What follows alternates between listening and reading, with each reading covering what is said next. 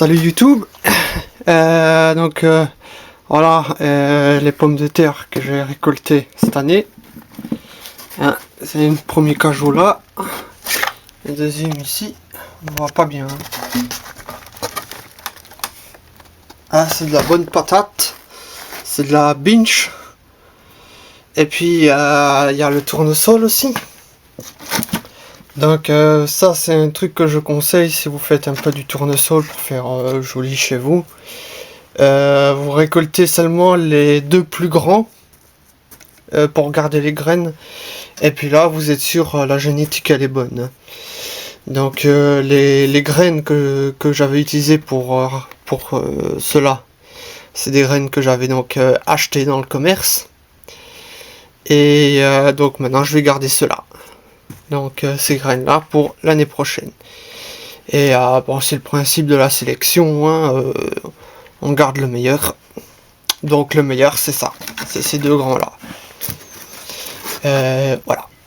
Donc on se voit dans un instant au potager.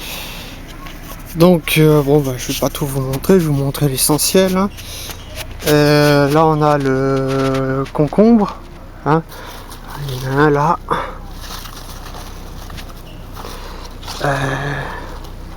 Ah bah il y en a qui est un peu foutu. Ah bah il est tombé.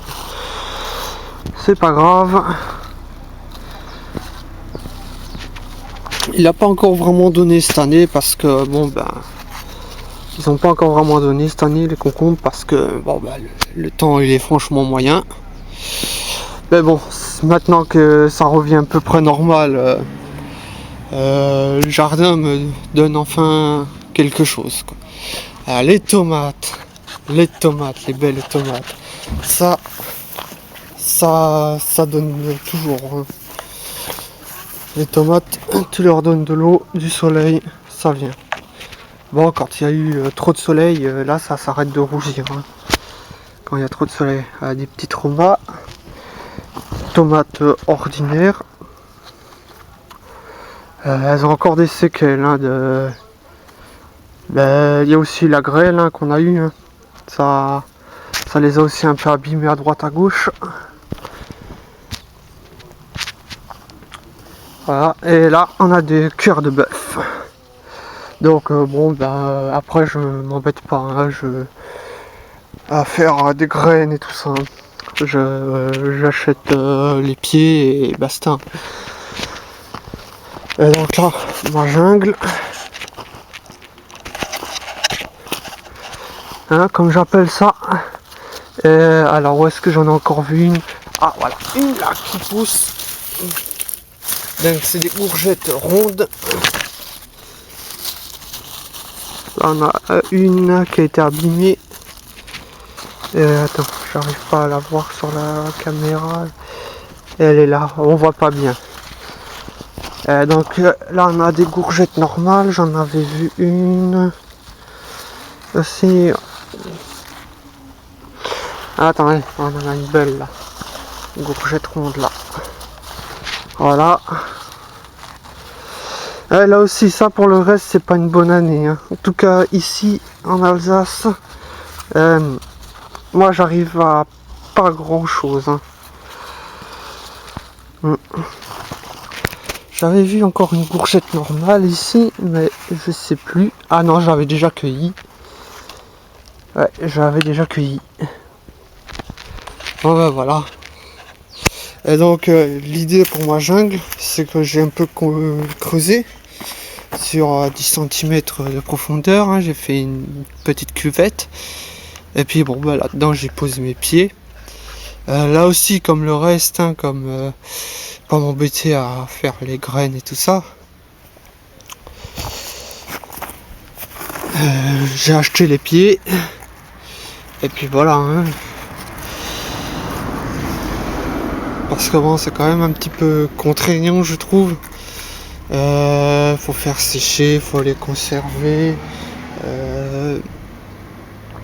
Mon tournesol, ça va, mais voilà quoi.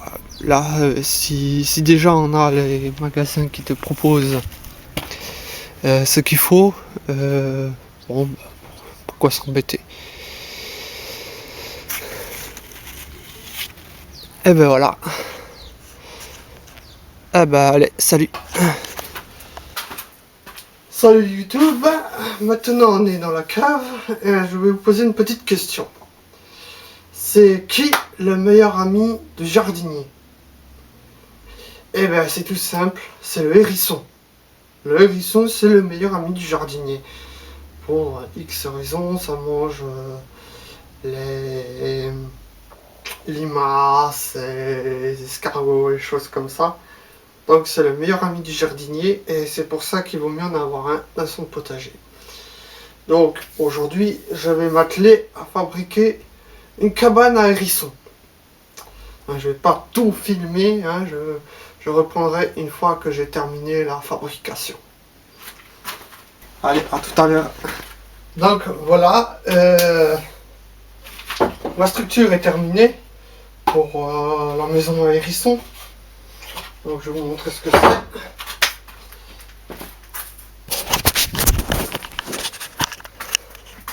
Donc voilà, c'est une plateforme, comme ça.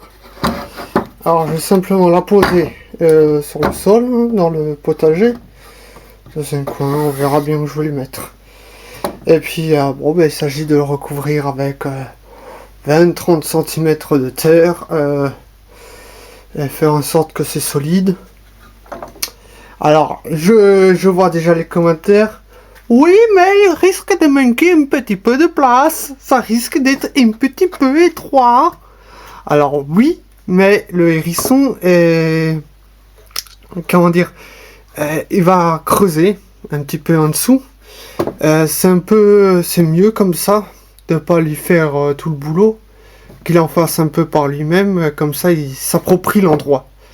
C'est un peu comme quand on aménage l'appartement, on veut changer, mettre à son goût, s'approprier l'endroit, on travaille un peu à l'intérieur, changeant le papier peint ou je sais quoi d'autre, ou en repeignant. Donc voilà quoi. Le hérisson c'est pareil, et il faut qu'il s'approprie l'endroit en travaillant un peu à l'intérieur. En même temps, en creusant avec ses pattes, il va laisser bien son odeur dans la terre. Donc il va vraiment s'approprier l'endroit. Et du coup, il va plus facilement rester. Bon, alors. Maintenant, fabriquer une maison à hérisson, c'est bien. L'attirer, ça va être autre chose. Parce que l'objectif, c'est d'attirer un hérisson et rien d'autre. Donc je réfléchis encore qu'est-ce que je peux mettre, de la nourriture ou autre. Si vous savez ce qu'il faut mettre, n'hésitez pas, dites-le moi en commentaire. Et voilà. Et d'ici quelques temps, la vidéo où j'installerai tout ça. Ou peut-être la vidéo quand je l'aurai installé, on verra. Allez, salut!